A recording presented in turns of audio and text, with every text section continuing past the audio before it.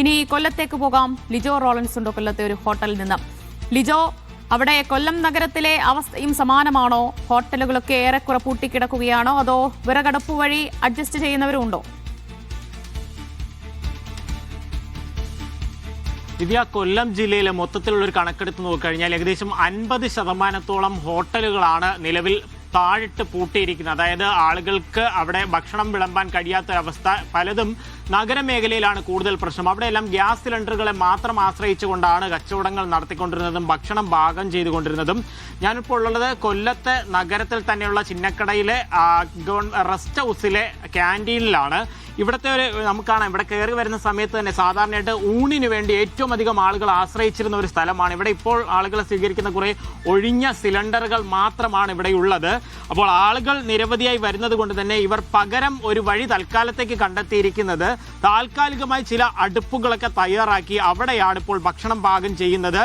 ദിവസേന 3ഓളം സിലിണ്ടറുകൾ ആവശ്യമായിരുന്നിടത്തു നിന്നാണ് ഇപ്പോൾ ഇത്തരത്തിൽ താൽക്കാലികമായി ഈ അടുപ്പുകൾ തയ്യാറാക്കി. നേരത്തെ ചോറ് അവർ വച്ചിരുന്നത് അടുപ്പിൽ തന്നെയായിരുന്നു. പക്ഷേ അതിൽ നിന്നൊക്കെ വിട്ടുമാറി ഇപ്പോൾ കൂടുതൽ ഉൽപ്പന്നങ്ങൾ ഇത്തരത്തിൽ വിറകടുപ്പിൽ തയ്യാറാക്കേണ്ടുന്ന ഒരവസ്ഥയാണ്. ഇവിടെ അകത്ത് നേരത്തെ തന്നെ ഒരു അടുപ്പുണ്ടായിരുന്നു. ഇപ്പോൾ രണ്ടാമതാണ് ഇത്തരത്തിൽ പുറത്തേക്ക് അടുപ്പ് തയ്യാറാക്കിക്കൊണ്ട് വിറകടുപ്പ് തയ്യാറാക്കിക്കൊണ്ട് പാചകം ആരംഭിച്ചിരിക്കുന്നത്.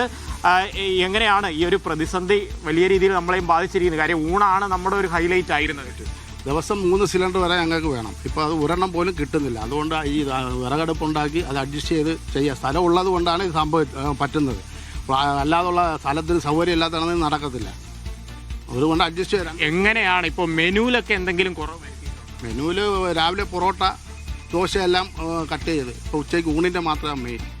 അപ്പോൾ അതൊക്കെ പ്രതീക്ഷ വരുന്നവർക്ക് കിട്ടില്ല. ഗ്യാസ് ഇല്ല. ഇതൊന്നും വെളി പൊറോട്ട ഒന്നും നമ്മൾ വിറകടുപ്പിൽ ചെയ്യാൻ പറ്റത്തില്ല. ആ സംവിധാനം ഇല്ല.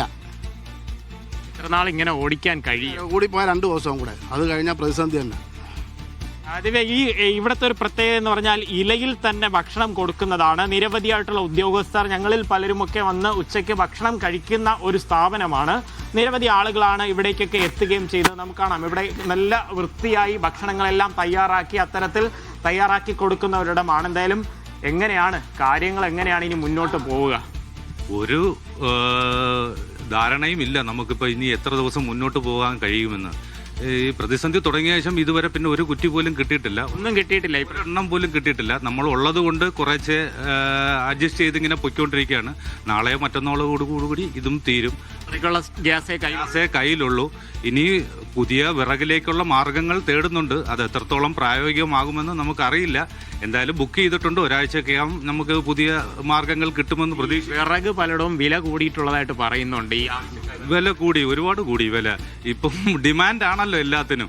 ഇങ്ങനെയുള്ള സന്ദർഭങ്ങളിൽ അവർക്ക് മുതലാക്കാൻ പറ്റുന്നത് കൊണ്ട് അവർ അതിന്റെ വില മാക്സിമം പരമാവധി കൂട്ടി. ഇപ്പം വിറകിന്റെ വിലയൊക്കെ എങ്ങനെയാ? എനിക്ക് തോന്നുന്നു നഗരത്തിലെ പല ഹോട്ടലുകളും അടച്ചു. ഊണിന് എങ്ങനെ ആളുകൾ ഇപ്പോൾ കൂടുതൽ വരുന്നു? ഊണ് കൂടുതലാണ്. ഹോട്ടലുകൾ കുറവായതുകൊണ്ട് തിരക്ക് അല്പമുണ്ട്. പിന്നെ രാവിലത്തെ മെനു രാത്രിത്തെ എല്ലാം കട്ട് ചെയ്തു. ഈ പഴയതുപോലെ മീൻ വിഭവങ്ങൾ ഇവിടെ ഇഷ്ടം പോലെ ഉണ്ടായിരുന്നു. അതെല്ലാം കൊടുക്കാൻ പറ്റുന്നുണ്ടോ? പരമാവധി നമ്മൾ കൊടുക്കുന്നുണ്ട്. നമ്മളെ ഹൈലൈറ്റ് എന്ന് പറഞ്ഞാൽ മീൽസാണ്, ഊണാണ്. ഊണ് കഴിക്കാനാണ് ധാരാളം ആളുകൾ ഇവിടെ വരുന്നത്. റെസ്റ്റ് ഹൗസ് ക്യാൻറ്റീൻ എന്ന് പറഞ്ഞു കഴിഞ്ഞാൽ ഊണിന് വളരെ പേരുകേട്ട ഒരു സ്ഥാപനമാണ്.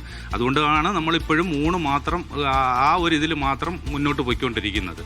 ഇതാണ് കൊല്ലത്തെ ഒരു അവസ്ഥ എന്ന് പറയുന്നത്. ഇത്തരത്തിൽ ആളുകൾ നിരവധിയായി ഭക്ഷണം കഴിക്കാനൊക്കെ ആയിട്ട് വരുന്നുണ്ട്. പക്ഷേ മെനുവിലൊക്കെ വലിയ രീതിയിലുള്ള ഒരു കുറവ് വരുത്തി തൽക്കാലത്തേക്ക് കാര്യങ്ങൾ നടത്തിക്കൊണ്ടുപോകുന്നു. പക്ഷേ ഇങ്ങനെ ഒരു പ്രതിസന്ധി തുടർന്നാൽ ഇനി എത്ര ദിവസത്തേക്ക് കാര്യങ്ങൾ നടത്താൻ കഴിയുമെന്നുള്ളതാണ് ഇവരും ഒരു ബുദ്ധിമുട്ടായി. ശരി, എന്നാലും ഈ വിറകടുപ്പ് വഴി എത്ര ദിവസം അന്നം കൊടുക്കാൻ കഴിയും എന്ന ആശങ്കയിലാണ് ഹോട്ടൽ ഉടമകളൊക്കെ ഉള്ളത്. എന്തായാലും അത് ഒരു കൂട്ടം ജീവനക്കാരെ കൂടി അവരുടെ ഉപജീവന മാർഗത്തെ കൂടി ബാധിക്കുന്ന തരത്തിലേക്ക് പോവുകയാണ്.